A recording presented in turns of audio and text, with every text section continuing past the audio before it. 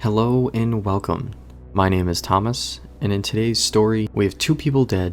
One because of the other one leads back to the first. It's a bit of a doozy. Frankly, it's a mess. We have a lot to unpack, so let's get to it.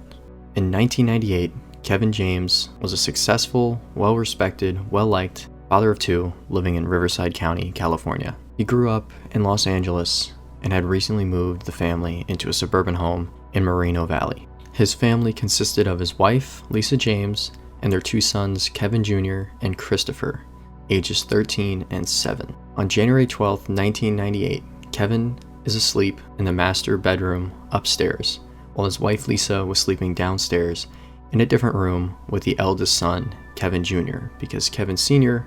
was sick with the flu and she herself has lupus and autoimmune disease. In the early morning hours, Lisa James and Kevin Jr. are awoken by what sounded like someone breaking in, followed by the sound of someone stumbling around. They begin to get up to check on the noises that they're hearing. At that point, they hear 3 or 4 loud bangs, which they said sounded like gunshots. They both exit the room to find someone running down the stairs and out the front door. Kevin Jr. goes up the stairs to check on his father. When he gets to the master bedroom, he is met with a horrific sight. Kevin was lying in bed, there was a pillow over his face, he was unresponsive, and there was blood all around his head. Now an emergency? Somebody broke into our house and we heard gunshots. Okay, the person that was in the house that shot the gun, where is that person now? They just took off in a car. When did they break into your house? Just now. Who broke into your house? Here. Hello? Who broke into the house? I don't know who broke into the house. All I know is I think my husband is shot and I did not want to go look. What is your name? Lisa James. There's a whole bunch of blood by his head. Can you guys get somebody out here? Okay, we have several people on the way, okay? Okay. How old are you? I'm 13.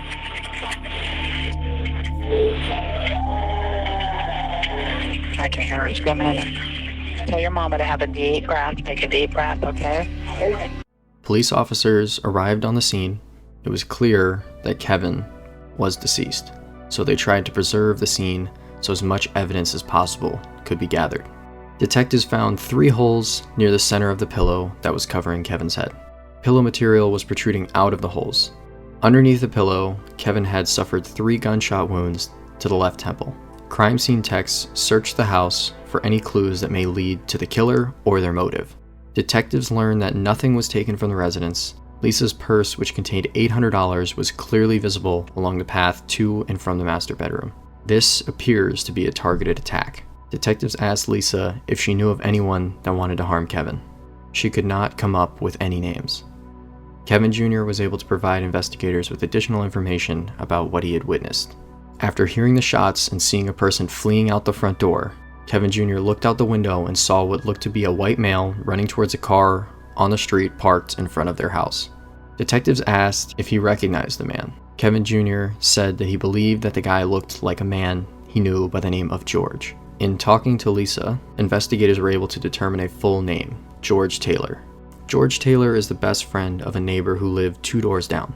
With how fast the crime occurred and that the attack was done at night, detectives asked Kevin Jr. why he believed that it was George running from the house that night. Kevin Jr. assures detectives that he knew it was George because of the car that the assailant got into. It looked just like George's car. George drove a very distinct car, a 1965 Riviera. With this information, the police sent out an APB on the car and George. With the police on the hunt for George and his 1965 Riviera, detectives want to learn more about their person of interest. So they speak to Kevin's wife. Lisa informs detectives that she had a neighbor named Shelby Harris, the one that lived 2 doors down. Shelby, George, Lisa, and Kevin were all friends. George lived at Shelby's house. Lisa did not believe that George had anything against Kevin or any problems with him. She doesn't know why George would have any involvement in this. Investigators contact Shelby for more information about George. Shelby comes down to the station to speak with the detectives. She brings along a picture of George and his car. Shelby had the demeanor of someone that wanted to help. She had no idea why George would have been running from the house. Shelby was able to get in contact with George and convince him to speak with detectives. George came down to the station and took it upon himself to explain the reason why his car was seen in front of the house. George says that he had some Hispanic males whom he had seen before following him in an attempt to steal his car.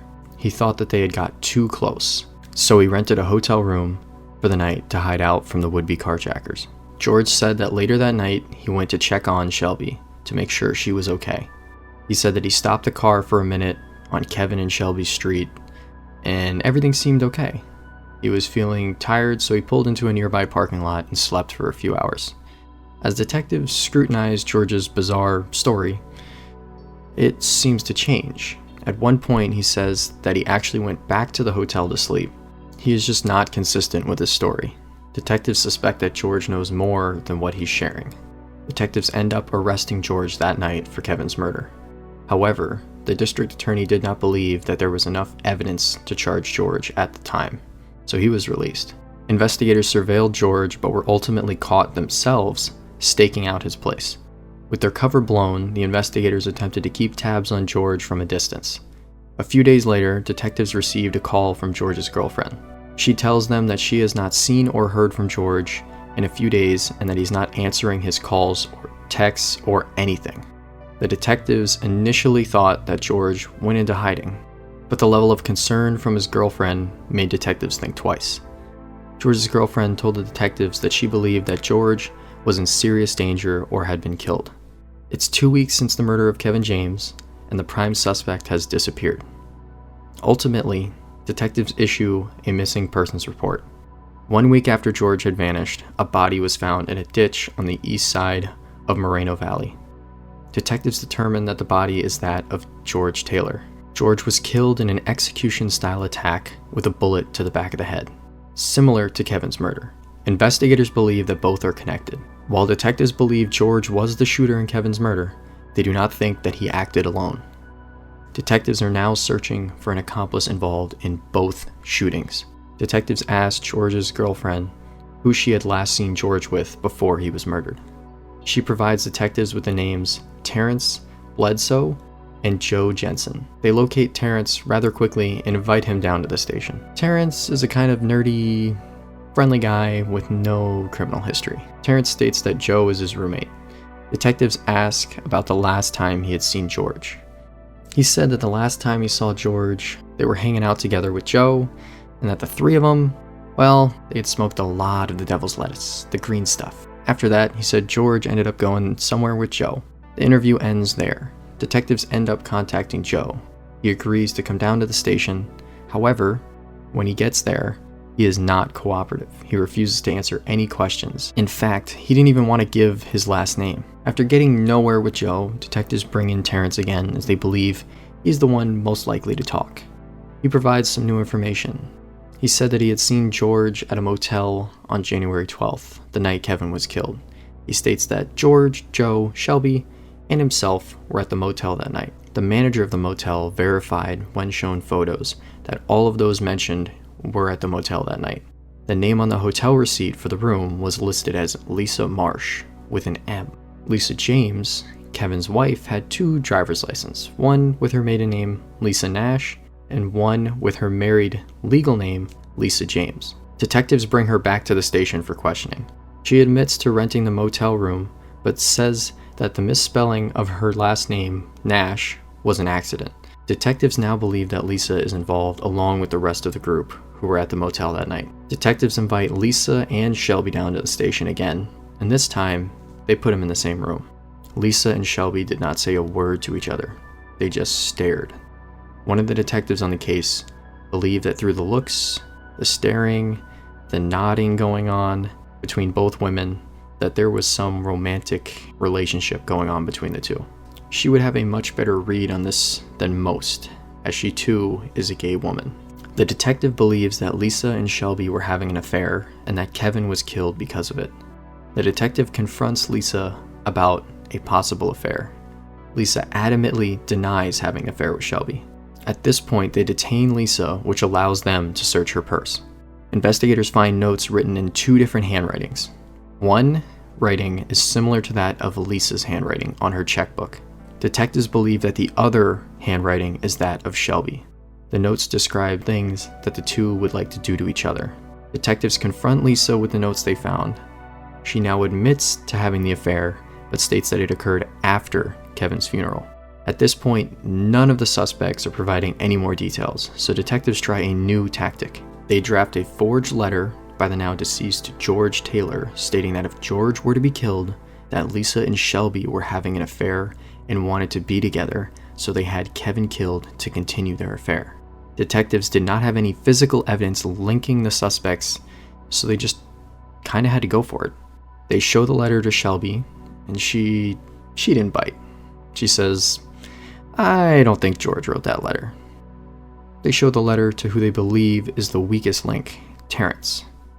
Guess what George did? He wrote a letter. Okay, well, how did my name get in it? Oh, I'm gonna let you read it. I haven't done anything. He takes the bait. Hook, line, and sinker. Here is what Terrence had to say. Come on, Terrence, and don't lie. I'm not gonna lie, okay?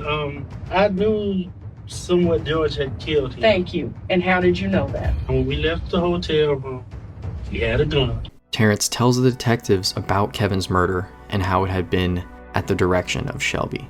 Kevin was killed because of the affair between Shelby and Lisa. On the day of the murder, Shelby and Lisa bought .40 caliber ammunition.